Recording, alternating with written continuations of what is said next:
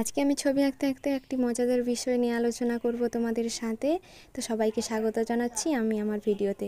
আজকে আমি ছবি আঁকতে আঁকতে আলোচনা করব মনসামায়ের সৃষ্টির রহস্য, অর্থাৎ মনসামা কিভাবে জন্ম হয়েছিলেন।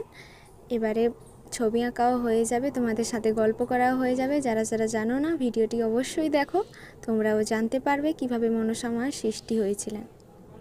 তো বেশি কথা না বলে শুরু করছি আমার ভিডিওটি।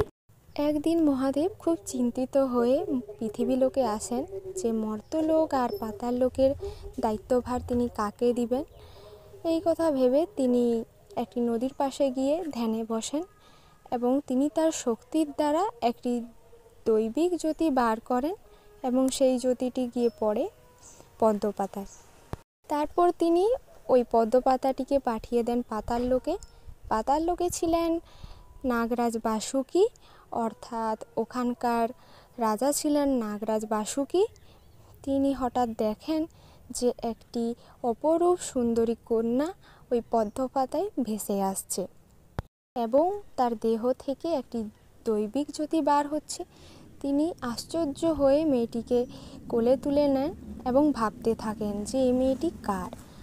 তারপর মহাদেব দর্শন দেন নাগরাজ বাসুকিকে এবং তিনি বলেন যে এই কন্যা আমারই অংশ, তুমি ওকে লালন পালন করবে, অর্থাৎ আমার এই কন্যার দায়িত্বভার আমি তোমাকে দিলাম।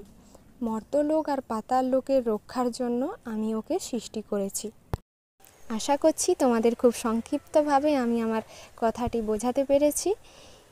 তোমরা তো জেনেই গেছো যে মর্ত্যলোক আর পাতাল লোকের রক্ষার জন্য মা মনসার সৃষ্টি হয়েছিলেন।